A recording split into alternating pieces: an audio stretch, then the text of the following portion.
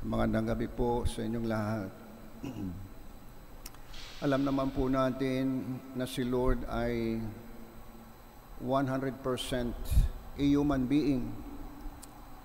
Kanya nga po, siya rin ay napapagod. Alam naman natin kung gaano siya magtrabaho, more than 24 hours a day. Kaya very, pagod na pagod. And not only that, He is also afflicted with anxiety.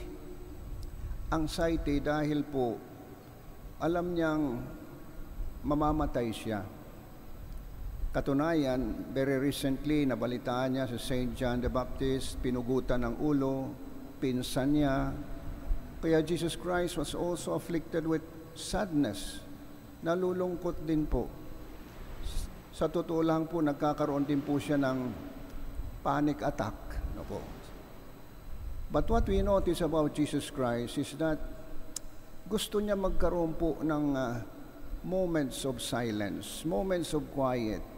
Dahil sa sobrang kabisi at saka mga emotional stress, mga demand ng mga tao, He wanted to have a moment for Himself. Kaya po umakyat po siya sa isang lugar para magkaroon po ng moment for Himself. Kanya lang po, hindi rin dahil po nalaman ng mga tao at sinundan siya. Actually, by the thousands, 5,000 men, hindi pa yung mga babae at mga lalaki, sumunod sa Kanya. Paano ka ba naman magkakaroon ng rest for yourselves? But this is what we notice about Jesus Christ. Nung makita niya yung mga tao, sumusunod sa Kanya by the thousands, He was moved with pity. Kaya hindi niya inalintana yung Kanyang pangangailangan. Hindi na baling siya ay pagod na pagod. In fact, He could have told the people, please, give me time for myself. Ganyan naman po tayo pagka tayo ay pagod. We have the right to say it. But our Lord consider the people's need. Inuuna niya yung pangangailangan ng tao. Di bali na yun sa Kanya.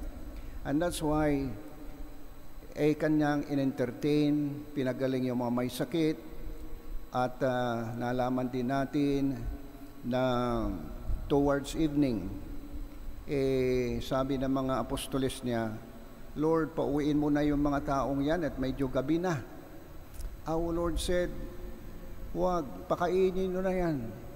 Huwag nyo nang pauwiin at baka magkaroon pa ng problema. And the apostle said, Lord, wala kaming pagkain, 5 loaves and 2 fish.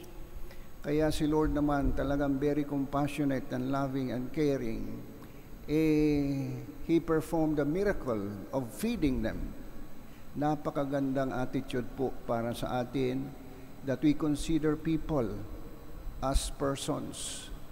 Kadalasan po kasi pagka when we encounter people who are makulit, we can consider them as nuisance. Tayo'y naiinis pagka may nangangailangan. And we consider them as abala. But to our Lord, every person who is in need is always somebody whom He loves. Kaya He always give His full attention. Nobody is a nuisance para sa Kanya. I hope in this Mass we learn the attitude of Christ, very compassionate and loving. He was a human being, subject to sadness, loneliness, anxiety, and yet He prioritized the need of people. Let us always be like Him in our Christian daily living. We ask the good Lord for His mercy and blessing.